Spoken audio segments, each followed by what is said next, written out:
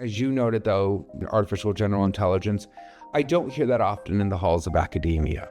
I find that actually AGI is much more a industry-driven marketing buzzword, because I don't even know if you would know if you hit it in the proper context. Welcome to Technovation. I'm your host, Peter HAI. My guest today is Russell Wald. Russell is the executive director of the Stanford Institute for Human-Centered Artificial Intelligence, or HAI, an organization that has as its stated goal advancing AI research, education, and policy to improve the human condition. Russell operates at the forefront of AI policy, balancing innovation, security, and human-centered values in a rapidly evolving landscape. He spent more than a decade at Stanford and has worked to strengthen the bonds between academic research and policymakers. He also serves as a member of the AI Index Steering Committee, the results of which we'll discuss at some length through this conversation. Russell, thank you for joining me today. It's great to have you. Thanks for having me, Peter. It's great to be here. Wonderful. Well, hey, why don't we just to set the table for our listeners and viewers, I would love to have you describe the Stanford Human-Centered AI Institute. And I mentioned a little bit about the organization. Would love to have you take it from there to fill in some blanks as to the mission that you're pursuing. Sure. So the Stanford Institute for Human-Centered AI, HAI, as you noted, has been in existence for over 6 years now. But building something in an academic setting takes quite a few years as well. So our faculty co-founders have been thinking about some of these principles that guide us in the Institute itself probably since about 2017. And what it was is recognition around that time in 2017 that AI would be have a profound effect on humanity and shape humanity in different ways than has different technologies have in the past. And so it was co-founded by the former provost of the University, a philosopher, John Etchemendy, and the godmother of AI, Fei-Fei Li. And there were other key participants in this, Chris Manning, who was the head of that time at the Stanford AI lab, and Dr. James Landay, one of the current co-directors of Stanford HAI. And what they wanted to do is they wanted to look at AI not just as a field of computer science, because they knew it would have this broad effect. And so they, instead of just opening up an institute, Stanford's AI Institute, they needed to go a bit more in depth into that and to understand where the technology was going. And one of those key areas that they understood was that it was going to be interdisciplinary, which, sounds pretty standard that we should look at things from a holistic viewpoint, but in academia, it's actually kind of pushes against the system when you do interdisciplinary work or research. So to that end, they were actually quite shrewd and fairly prescient in seeing that the technology would be so pervasive. You needed stakeholders, not just computer scientists, but you needed people in philosophy and law and engineering and medicine and arts and all of these stakeholders, interdisciplinary other faculty as part of the university. And so we work with all of Stanford's 7 schools to truly understand the technology. But one other key part is they knew that it just couldn't be exclusive to the academy, that we needed other stakeholders involved. So HAI itself is very invested in engaging with policymakers, with industry officials, with civil society, journalists, just the public writ large, and not to be just a piece for the academy, but instead for all of society. And this is why they built that. And they did it under the philosophy of a human-centered AI approach, which I'm happy to talk about if you want me to expand on that later. Well, why don't we expand on that now? It seems like a logical place to go from there after that great introduction to what it is that you do. Please do provide a more of a definition, if you would. Yeah, so I think expanding on the definition first was those key points of the interdisciplinary multi-stakeholder approach. So it's no longer just going to be this computer science technical field only, but instead this broader approach. And at the same time, there were 3 guiding principles for the Institute. One was that AI should be developed to not just benefit humanity, but help humanity in a way that is going to advance and help the human condition. The second thing is that AI should be developed in a way that is going to help augment human capability and not replace humans. And that's coming up in a lot of conversations right now, because of what the future of work may look like in an age of AI. The third pillar is that we should study intelligence and understand what intelligence is and what that means. Right now, you hear a lot about AGI, artificial general intelligence, or things like that. Well, it's difficult to define because we don't know what the human mind is capable of still. We haven't even fully mapped out a mammalian brain to truly understand this. And so where you can apply areas of neuroscience is what helped get the deep learning revolution going in the first place. So by being able to understand intelligence very carefully, that's another third pillar that will help us understand the human-centered approach. I would also take 1 minute here to expand and say that my colleague, James Landay, the co-director of the Institute, has taken it a step further and said there's some concentric circles that we should do when we're thinking about the development of the technology. We historically have always thought of the user first, and that's a very human-centric kind of way of thinking about it.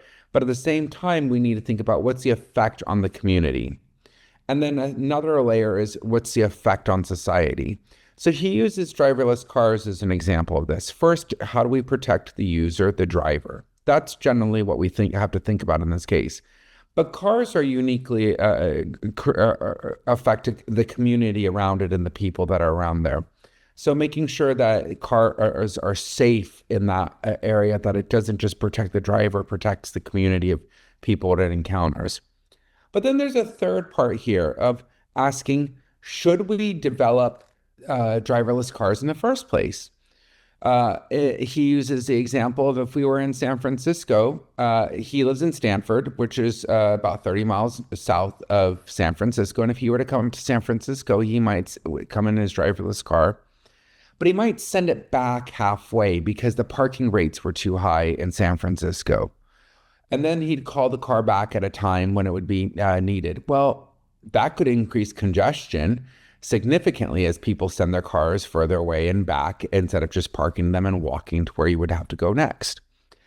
And so when you think about that, that begs the question, what should we be thinking about for public transportation, or a larger part of the societal implications of this and what that means? And so when you're thinking about the technology, you just can't think about how the user is being affected anymore.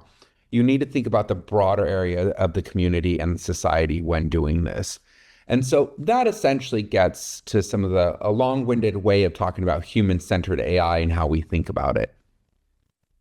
I want to go back to your the cross-disciplinary approach that you take, which you noted a couple of times very appropriately. You mentioned the necessity to not just seek out technologists and computer scientists, but rather philosophers, engineers, more generally speaking, people from the arts, from medicine, from the legal community.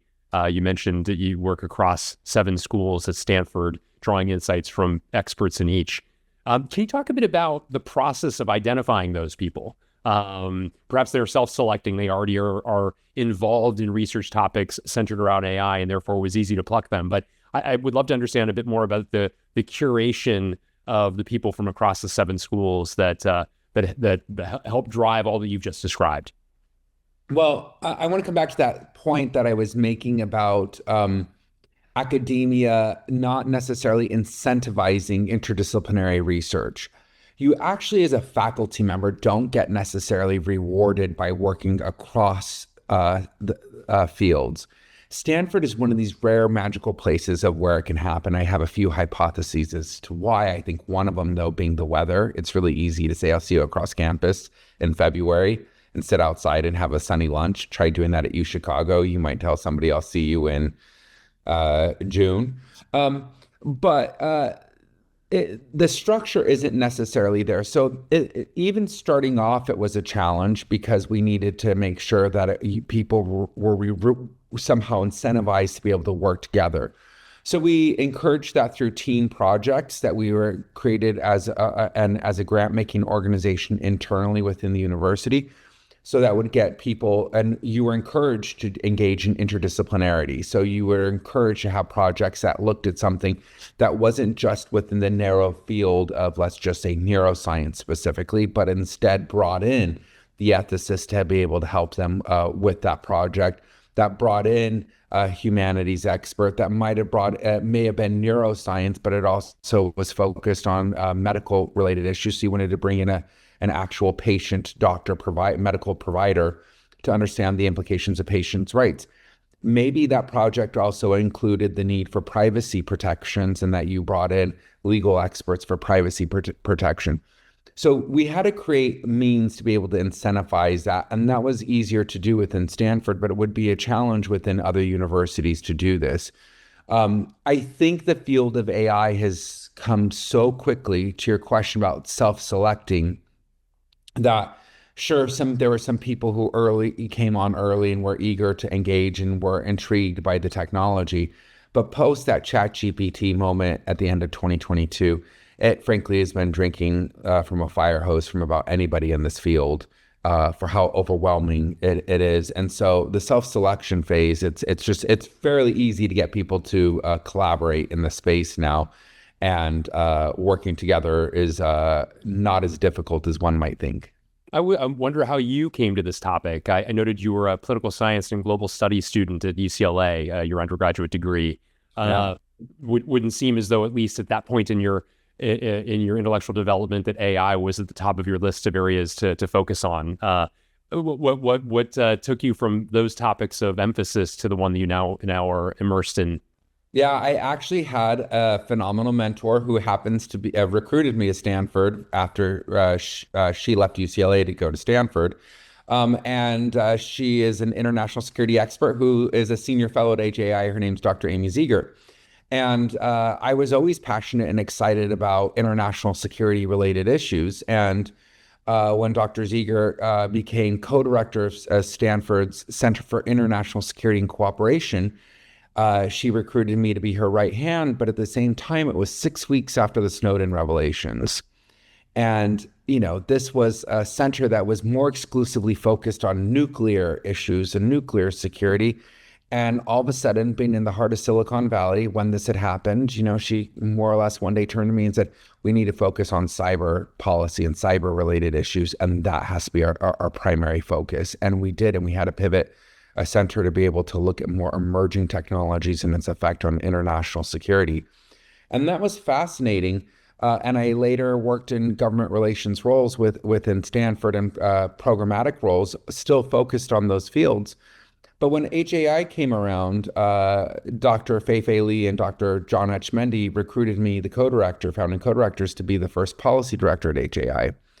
And what was exciting about it for me on AI was I understood early that it would affect other domains and that it was an enabling technology and that it wouldn't just stay cloistered in computer science, but it actually, one day, I think, soon you'll probably see political scientists using, AI machine learning techniques to help them study or understand things more. And so it would be a broad area.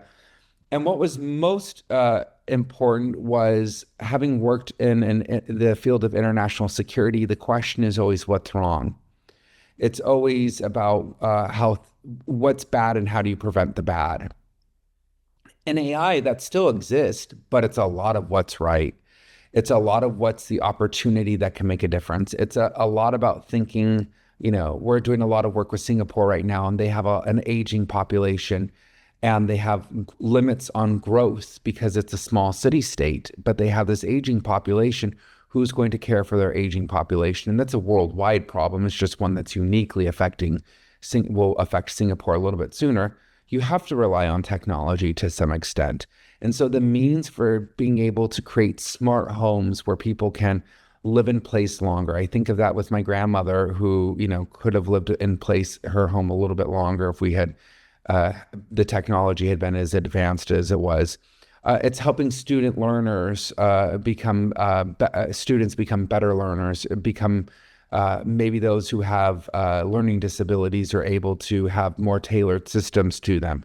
So there's a lot of what's right with the technology, and it's exciting because every day there's just all of these incredible things that are breakthroughs that can potentially come from it. Being mindful of the bad still, but really excited by a lot of good. That's great. Thank you so much for that overview of your intellectual journey. I mentioned at the outset that you serve as a member of the AI Index Steering Committee, and I would love to have you talk a little bit about the AI Index and its intent. We'll get a little bit further into some of the most recent conclusions, but give us a bit of background if you would. Yeah, so the AI Index actually predates HAI. It was founded by the AI Index Steering Committee, and it was a few passionate people who saw that AI was coming and was going to be disruptive, but there was no actual data or proper measurement to understand how that was happening. And so it's now in its 8th year, and it's an annual report that does just that. It measures the progress of AI. And it has now worked its way up to nearly 500 pages in an annual report. And what essentially the AI Index Steering Committee does is it stewards this particular report, and the report is now housed within HAI. And there's an incredible staff team that works with the steering committee, and together they put this powerful report together, which is probably arguably the preeminent measurement on what is happening in the state of AI. And it's an annual release, and it's always packed with interesting things. What I find most important and useful about the actual report is not each year's data points, which has some always interesting nuggets, but it's the confirming of the trend that I can see from years prior. Because here's an example. In one year, we saw at a time when AI was just all the rage, I guess, and I would say this was probably the 2023 report. We saw AI investment going down a little bit, and we couldn't. If you just looked at that, you'd wonder, what's the cause of the aberration? Well, our hypothesis probably turned out to be true, but it was interest rates. If you saw interest rates were much lower in 2021, and they start to shoot up in 2022, and the 2023 report takes a snapshot of that and sees, why is AI investment going down at a time when we're talking about it all the time? But it is an interest rate kind of aberration. And if you look at it overall over the trends over that period of time over the last 8 years, what you see is just an exponential increase in AI investment that has happened over the course of 8 years. And that aberration due to interest rates, probably in the long run, if we were to look back 12 years from now, we'll see that as just an aberration. Yeah, interesting. I'd love to get into some of the conclusions that you draw from the most recent index. One of the early ones is that AI is increasingly embedded in everyday life. I wonder if you don't mind my asking, how have you embedded it into your own? Oh, that's a great question. So I always approach the technology a bit more circumspect than others. So I'm never an incredibly early adopter, although being in this field, you can't not be. But for the most part, I'll give examples of where I have used it for a better refinement on search. And here is a good example of this. I was thinking about buying an income property in the future, and there was an area where I wanted to do it, but there was some complex compliance issues related to it. And an hour of utilizing ChatGPT, I was able to dramatically truncate what would have been probably a good day of search, kind of, in less than an hour, and getting the information that I needed specifically. So utilizing it in a really, in a way that was able to answer my questions faster than if I had just done traditional search methods. It's fundamentally changed it, and it was able to direct me into sources. And so I would go into search after I had the source that I needed, and built accordingly a plan. And I was probably well versed on just this subject in the period of an hour versus in comparison, it would have taken quite a few days of research and studying and jumping around. And my mind probably would have gotten tired because I would have been overwhelmed, and I would have come back to it. And it's a powerful resource and for me personally, along those lines, another thing that I love is Google Notebook LM. In the role of executive director versus policy director, I don't have the luxury of time as much as I used to have to be able to get into the weeds on AI related topics. And so there's so many important research papers that are out there. And through this, I'm able to put a really comprehensive paper in there, and I can dissect and interrogate the paper quicker, faster, and get more to the point on what I need to get out of the paper. And in fact, you can even turn it into a podcast, and what you'll hear is people arguing the paper. And so as I'm driving from San Francisco to Stanford, some weeks I can listen to an entire podcast of about 2 to 3 papers on my way in that are important, but not ones that I just can dedicate the time that I'd like to it. Yeah, great use cases. Thank you so much for sharing those. You also highlight, the index highlights that the U.S. Still leads in producing top AI models, but China is closing the performance gap. I wonder, where do things stand currently, and how worried are you, if that's in fact the right way to frame it, that China will overtake the U.S.? Well, I'm maybe it's because of where I sit, but I am try to be a little bit more sanguine about a U.S. approach towards technology in ways that I think are important from the style of governance, and what happens. So I do think it is important for the U.S. to lead here. I also think that it is interesting. That is one of those kind of nuggets of where it's like those rare ones where I take it and it gives me pause for that year, that particular data point. And the reason is yes, indeed, the U.S. did enjoy a bit of a period of time right after ChatGPT came out, probably about a good 2 years, of where it was truly in the lead on a lot of the performance of the frontier models. Now, the U.S. is still releasing more models than China is, according to the index. But at the same time, the performance gap has just shrunk dramatically. And one thing that I love about the index is it's full of charts, and really, so there's visuals to help people understand things. And when I first read the data point, I hadn't seen the chart with it. And so I said, oh, that's an interesting point. And then when I saw the chart, it really captures you, because if you look at where the model performance is between the US and China in about January of 24, the gulf is fairly wide. But then what happens is that delta shrinks dramatically to about February of 25 in terms of performance. And so I think it's probably an accurate overview, but the bigger question is why? Why is this happening? Why is it with the U.S. private investment is staggeringly higher than Chinese private investment? I believe, if I'm correct, the private investment for the U.S. was 109 billion in 2024, whereas estimated to be 9.3 billion in private investment in China. How is it that they're closing the gap? And I think that they're closing the gap with 2 ways. One, they're investing dramatically in their talent. One of our senior fellows, Amy Ziegert, did an analysis on the DeepSeek model paper R1. And what she was able to discern is that over 50% of the authors on that particular paper had actually been exclusively trained within China. So it's a bit of a misnomer that people are trained in the U.S. and now go back to their home countries. It's not so much the case anymore. China has been able to deeply invest in their own talent to be able to do this. The second thing that I think is crucial and important to recognize is that China has also invested in an open source, open weight community. And what that means is that they are essentially allowing much more fertile ground for broadening the technology out further within their population and allowing more researchers to participate in the field. In the US, what we've done is we've kind of co-signed this, or just we've kind of allowed for a small group of companies at the very frontier level with their proprietary models to be able to have this skyrocketing advancement. But they really enjoy only about a 6-month lead time here, and others catch up fairly quickly through an open weight, open source community. And what the US really needs to do is, in terms of being, if it wants to maintain leadership in this space, is it needs to do exactly what China has done.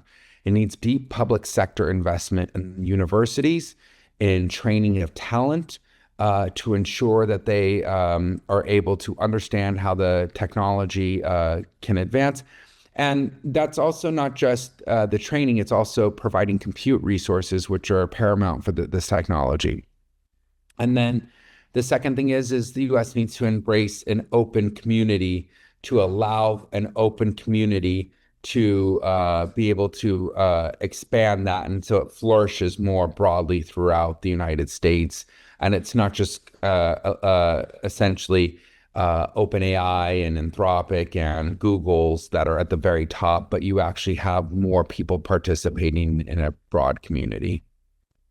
Yeah, very interesting insights across the board, and in many ways, especially as it appears as though at least recent moves by within government today appear to be towards defunding some of the research related to universities as opposed to increasing it, which is your advice. So It's my advice. I would also just note this too. I'm all for universities streamlining operations and becoming more, how do I put it? I think universities have an opportunity right now to be able to get better at what they're supposed to be good at, and that is training the next generation and deep, rigorous research.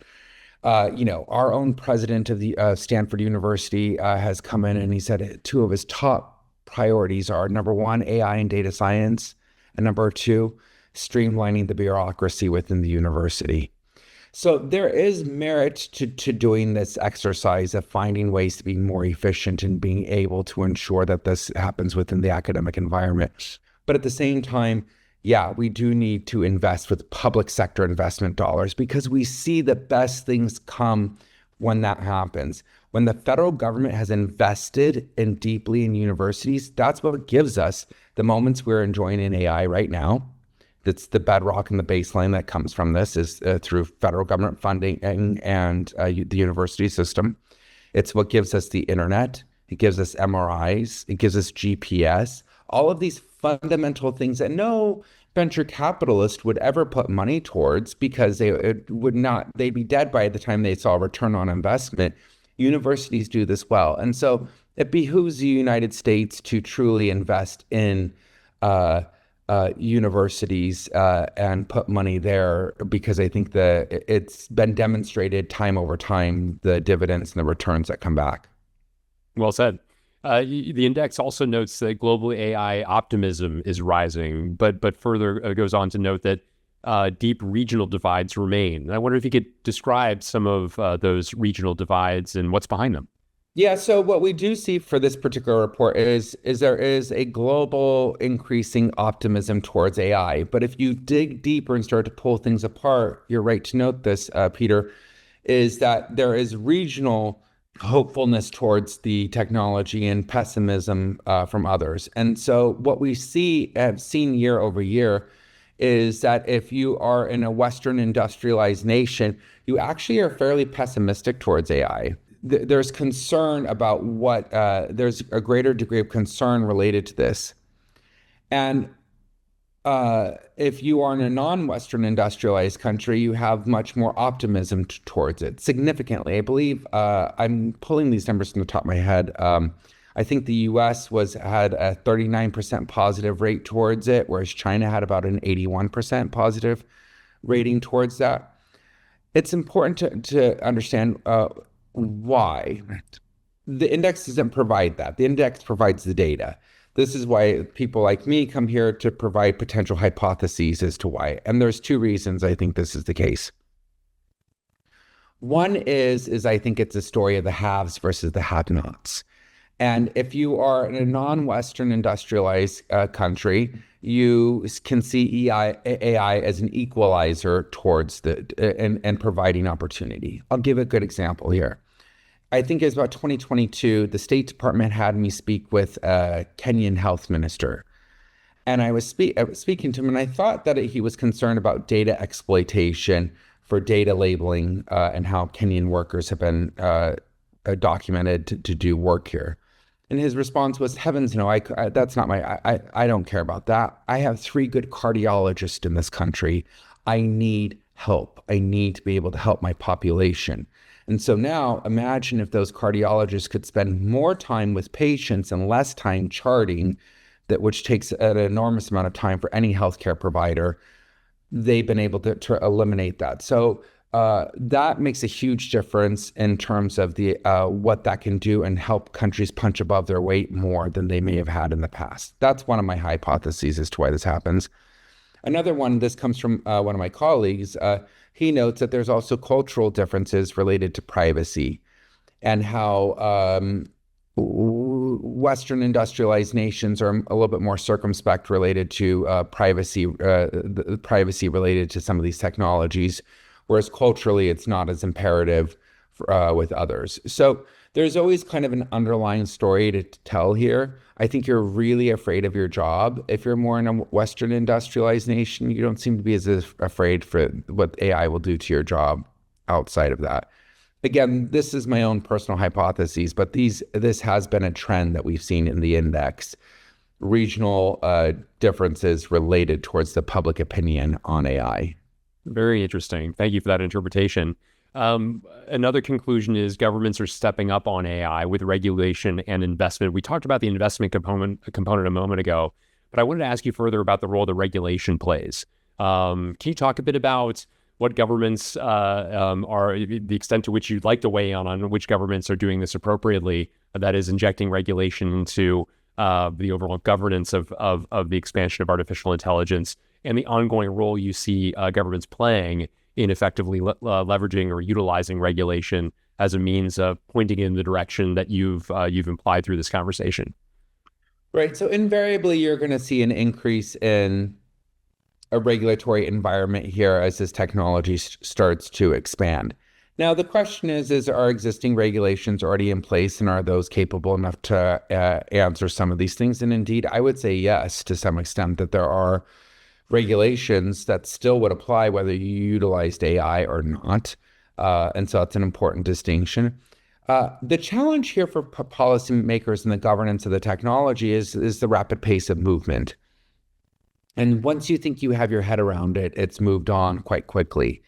And of course, the challenge here is related to that is if as governments start to do this, most governments are a one and done place, particularly if you look at, for example, the US Congress. You don't really often see the US Congress put something into law signed by the president, and it comes into law. And then all of a sudden there's 2 years, 3 years later, they say, whoops, we made a mistake here. Let's quickly adjust. Adjustments don't really happen like that within government too much.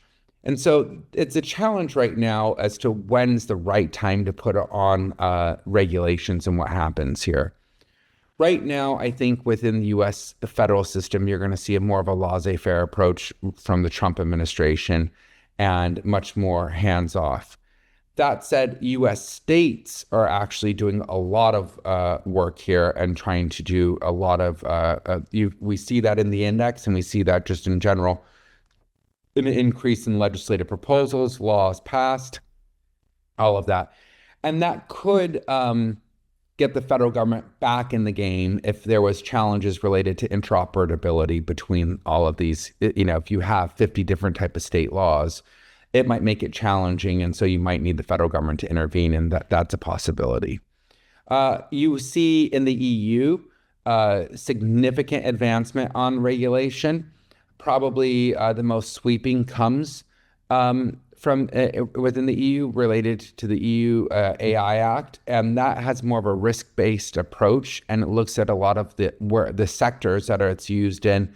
And the regulatory environment starts to increase as the sector gets higher in risk. So in the healthcare setting, for example, the sector goes up, the risk rate will go up much higher. And so you'd have a higher degree of oversight related to that.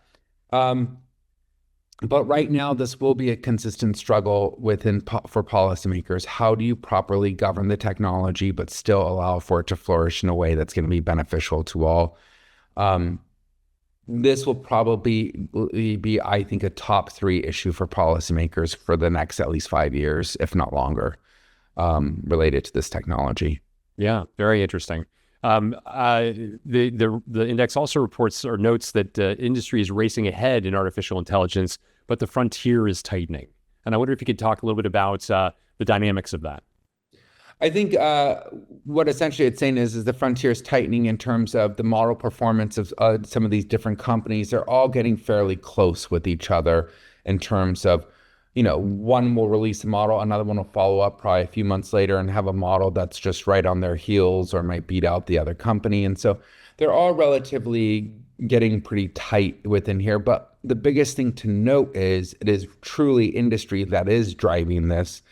And there's a big reason for that. It is access to a ubiquitous amount of computational resources, data, and talent. And those three components are putting industry in the lead here. And that, to some extent, is a totally acceptable thing. The issue here is that industry still will have to be, held accountable. And I think one better way of holding them to account versus onerous regulations that may or may not be effective is to actually balance out so that you have places like academia have a returning seat to the table. And academia is doing a lot of important work in this space, but you really want to ensure academia has a seat at the table because, one, the type of research you get, as I just noted, is going to be that nonprofit driven research that has a much more societal good implication. And then you're going to also be able to train the next generation. I think companies want that as well, to make sure that they have students that are trained in the next generation. And then the third part is we have been, we're a pretty good sized institute, but in the overall grand scheme of AI, we're small but mighty. And we've been able to effectively help policymakers understand and make better judicious decisions here related to the technology. And we do this through a rigorous approach of studying it, not, someone turn to my blog post, but instead we actually demonstrate, how some of these things work. And that helps make better laws, or it helps avoid bad laws. And you really want academia to have a good seat at the table to help shape that. And so it is in the best interest for governments to deeply resource their academic institutions so that you have this better balance of the government, industry, and academia and civil society playing an active role to shape the ecosystem that's being developed right now. Very interesting. You also, the index notes complex reasoning remains a challenge. You referenced earlier artificial general intelligence, and there's all sorts of debates as to how close that is or how far it is before we get there. Not that complex reasoning necessarily fully equates to AGI, but can you talk a bit about some of the sources of what is holding it back from the complex reasoning and maybe the pathways towards it getting there? Yeah, that's an interesting question. This is something that I think a lot of the frontier providers have been trying to crack the code on how you can get there and what is complex reasoning. So right now, I think some of these models are phenomenal for what they want to help me for the discrete task that I want it to help me with. But then when you ask it to go beyond that, or you start to push a multimodal model a little bit more into a different domain, when you ask questions that should seem logical to any human and you don't get necessarily a logical answer back, what you want are systems that are going to be able to match humans and still be able to have a user interface that's going to be able to work with us. And it does require a level of reasoning. You are not speaking to another human on the other end, and you want something that's going to be effective and helpful as a tool. So there is this pursuit of trying to be able to bridge that gap. I'm not a technologist. I don't know what's going to specifically get us there. I don't know if it's a scaling laws issue related to computation and that we need to continue with that. Is it a better algorithmic design that's going to help us understand things more? Is it richer data sources that are going to be helpful? I don't know what's going to help us get there. I am optimistic in terms of the fact that we will see greater dividends still coming from these models. I think we're at the tip of the iceberg in the larger pursuit of the technology. I am, as you noted, though, and just mentioned artificial general intelligence, I am a little, I don't hear that often in the halls of academia. I find that actually AGI is much more a industry-driven marketing buzzword because I don't even know if you would know if you hit it in the proper context. And most importantly, as I noted at the very beginning of this podcast, the ability of understanding intelligence is something that we have not cracked the code on in human intelligence. So why would we think we've found replications in machine intelligence to be able to do that? There's other fundamentals here too. I think we've over-indexed on large language models. And I think that large language models are an important part of the beginnings of AI. But I think at the same time, natural language processing is only one fundamental field of the technology. And understanding your environment, world models, spatial intelligence, leading to a future of embodied AI is going to be really important. And if we think we're going to get all of that exclusively from a language model, that would be wrong. I think it would be a mistake to believe that. And so I think what we need to understand is that there's a broader section that's out there. And I am not one to jump on the AGI bandwagon. I do think that there is a super intelligent capability that could come from these, it's now the new kind of industry buzzword. I think that's possible, and that has unique ramifications. But at the same time, I still am not there yet on the idea that AGI will be achieved anytime in the near future. As you noted at the outset, and as the very name of the Institute, human-centered artificial intelligence would suggest, the sanctity of keeping humans front and center as opposed to AI replacing the work that we do entirely, for example, clearly is a singular goal and an area of emphasis for you and your colleagues. How optimistic are you that the confluence of factors, many of which we've discussed through the course of this conversation, will continue to regulate artificial intelligence in a way, forgive maybe the wrong word to use, given that some of its implications, but to ensure, in fact, that it is human-centered as artificial intelligence continues to make its gains? Yeah, I think gets into that beginning philosophy that I noted and what's rooted HAI. I think that's relatable to a lot of organizations. I'll give you a good example here. We are a grant-making organization within Stanford, and so we give out seed grants and large teen grants we refer to as our Hoffman E grants. It's an endowed grant program. And before anybody can get started on a project and receive the grant funding, they have to do what's called an ethics and society review statement. And what essentially it does is it says, you have gone and you have set a statement that I understand that this is what I'm building it for, but at the same time, it could be used misused in this way. And here are some safeguards that I've put on to try to protect that or make sure that doesn't happen. And I've been on the receiving end of one of these, and I have seen that's not just a simple checklist. It's a rigorous approach of where there is a board of people that are looking at this and reviewing this, and they simply sit there and say, did you think about that it could be used for this? And we did not think about that. And how do you account for that? So even before you even start the development process here, you are thinking about it from the very beginning of saying, what are its spillover impacts into the rest of society? Even though I'm trying to make a model for a benevolent purpose, or I'm doing this research and it's a benevolent purpose and this is where it's intended, this is a powerful tool that's like a sword or a knife. It's a knife that can cut up my dinner and cut up my food for me. It's also a knife that could harm someone. And so we need to be careful about what those spillover impacts are. And so if you take this same approach, what we do is we start to think about that from the very beginning versus just building for the sake of building without even thinking about the ramifications or implications of it. And by doing that, what we do is we create an environment that is human-centered and saying this is one of the many steps that we have to be able to achieve that. How are you thinking about this at the development process, through that development process, and the end goal of the applied parts of this?